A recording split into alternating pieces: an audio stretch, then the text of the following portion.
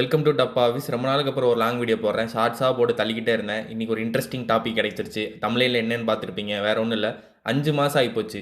5 மாதத்தில் தமிழ் சினிமாவில், அதாவது ஹாலிவுட்டில் வந்து நிறைய 200 இல்லை 300 படம் கிட்ட ரிலீஸ் ஆகிருக்கும். ஆனால் அதில் ஒரு 5 இல்லை 6 படம் 7 படம் கிட்ட தான் நம்ம மைண்டில் யாவும் இருக்கும். ஒரு சில பெரிய ஹீரோக்கள் படம் வந்திருக்கு, ஆனால் அந்த வந்தது போனதுன்னு தெரியாமல் அந்த படம்லாம் போயிருக்கு.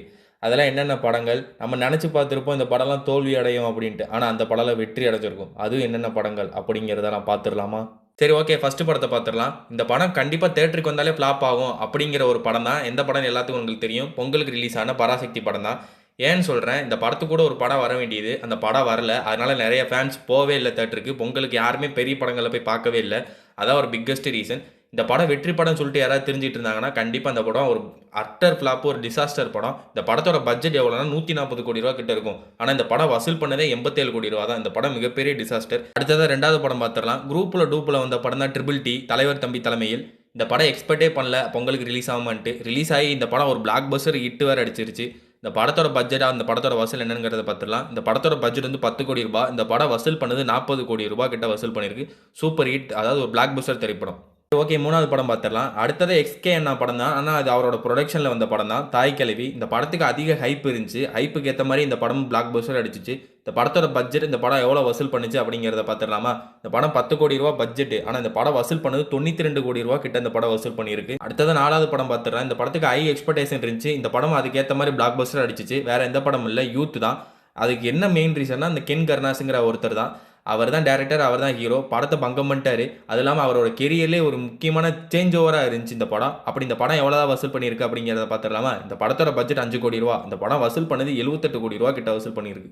அடுத்தது 5வது படம் பார்த்துடலாம். இந்த படத்துக்கு நீங்கள் உண்மையிலேயே நிறைய ஹை எக்ஸ்பெக்டேஷன் வச்சிருப்பீங்க. ஆனால் இந்த படம் பெரிய அளவில் போகலை. அது வேறு எந்த படம் இல்லை, ஹாப்பிராஜ் படம் தான். ஏன்னா ரொம்ப வருஷங்க அப்புறம் வந்து அப்பாஸ் வந்து நடிக்கிறாரு. சரி, அவருக்கு ஒரு ஹிட்டான படமாக இருக்கும்னு நினச்சா அந்த படம் சரியாக போகலை. அப்படி இந்த படம் எவ்வளோ தான் பட்ஜெட்டு, இந்த படம் எவ்வளோ வசூல் பண்ணிச்சு அப்படிங்கிறத பார்த்துடலாமா? இந்த படத்தோட பட்ஜெட் 15 கோடி ரூபா. இந்த படம் வசூல் பண்ணது 8 கோடி ரூபா கிட்ட தான் வசூல் பண்ணியிருக்கு. இந்த படம் ஒரு டிசாஸ்டர் திரைப்படம். அடுத்தது 6வது படம் பார்த்துடலாம். இந்த படத்துக்கு தான் எக்ஸ்பெக்டேஷன் ரொம்ப ஹை லெவலில் இருந்திருக்குமோ எனக்கு என்னமோ தோணுது. ஏன்னா இதில் ஹீரோ அந்த மாதிரி தொடர்ந்து ஹிட்டாக பிளாக் பஸ்டராக கொடுத்துட்டு இருக்க ஹீரோ இந்த படத்துலேயும் பிளாக் பஸ்டர் கொடுப்பாரா, அவரோட ஹாட்ரிக்காக இருக்குமா அப்படின்னு வந்த படம் தான் எல்ஐகே. ஆனால் இந்த படம் டிசாஸ்டர் படமாக தான் அமைஞ்சிச்சு. திரும்பி விக்னேஷ் அவனுக்கு இன்னொரு ஒரு ஃப்ளாப்பு. பிரதீப் ரங்கநாதனோட ஃபஸ்ட்டு ஃப்ளாப்பாக இருக்குது. இந்த படம் அப்படி எவ்வளோ பட்ஜெட், இந்த படம் எவ்வளோ வசூல் பண்ணிச்சு அப்படிங்கிறத பார்த்துடலாம். இந்த படத்தோட பட்ஜெட் வந்து 68 கோடி ரூபா. இந்த படம் வசூல் பண்ணதே 67 கோடி ரூபா தான். இந்த படம் ஒரு டிசாஸ்டர் திரைப்படம். 7வது படம் பார்த்துடலாம். இது ஒரு பெரிய ஹீரோ படம். ஆனால் இந்த படம் வந்ததும் தெரில, போனதும் தெரில. வேறு எந்த படம் இல்லை, தனுஷாரோட கரை தான். ஏன்னா இந்த படம் தப்பான டைமில் வேறு ரிலீஸ் ஆயிடுச்சு. ஏப்ரல் 30 நினைக்கிறேன் இந்த படம் ரிலீஸ் ஆனது. மே 4 ரிசல்ட்டு. அதாவது நம்ம பீக்கில் இருக்குது, பாலிடிக்ஸ் வந்து ஒரு பீக்கில் இருக்குது, யார் ஜெயிக்க போகிறாங்கிறது. ஆனால் அந்த டைமில் இந்த படத்தை விட்டுட்டு இந்த படத்துக்கு தேட்டருக்கு யாருமே நிறைய பேர் போகல. இந்த படம் அவரோட கெரியரில் மிகப்பெரிய டிசாஸ்டராக ஆச்சு. இந்த படம் அவ்வளோ என்ன பட்ஜெட்டு, எவ்வளோ வசூல் பண்ணியிருக்கு அப்படிங்கிறத பார்த்துடலாமா?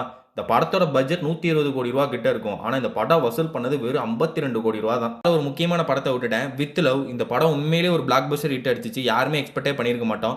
ஏன்னா இந்த படத்தோட ஆக்டர் வந்து ஃபஸ்ட் டைம் நடிக்கிறாரு. டேரக்டராக அவர் ஃபஸ்ட் படத்தை பிளாக் பஸ்டர் கொடுத்துட்டு வந்துட்டாரு. ஆக்டராகவும் அவர் ஃபஸ்ட் படத்தை பிளாக் பஸ்டர் ஆக்கிட்டாரு. அப்படி இந்த படத்தோட பட்ஜெட் எவ்வளோ வசூல் பண்ணிச்சு அப்படிங்கிறத பார்த்துடலாமா?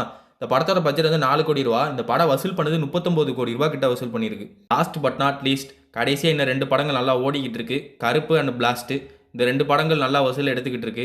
கருப்பு தான் இந்த நம்ம தமிழ் சினிமாவில் இது வரைக்கும் இந்த 5 மாதத்தில் ரிலீஸ் ஆனதுலே ஹையஸ்ட் வசூல் பண்ண படமாகவும் இருக்குது. பிளாஸ்ட்டு நல்லா ரன் பண்ணிக்கிட்டு இருக்கு. எவ்வளோ இந்த 2 படத்தோட ஃபைனல் வசூல் இருக்கும் அப்படிங்கிறத அடுத்த சில வாரங்களில் வீடியோவில் போடுறேன். இந்த நிலமை தான் இப்போ தமிழ் சினிமாவுக்கு ஓடிக்கிட்டு இருக்கு. 200 படம் ரிலீஸ் ஆகுது. 10 படம் தான் மைண்டில் வச்சுக்கிற மாதிரி இருக்குது. அந்த 10 படத்துலேயே 6 படம் தான் ஓடுது. எப்படிப்பட்ட நிலைமையில் தமிழ் சினிமா இருக்குங்கிறத பாருங்கள். சரி, நான் வீடியோ இதோட முடிச்சுக்கிறேன். என் சேனலை பிடிச்சிருந்தா, அதாவது டப்பா ஆஃபீஸை பிடிச்சிருந்தா சப்ஸ்கிரைப் பண்ணுங்கள். வீடியோ பிடிச்சிருந்தா லைக் பண்ணுங்கள்.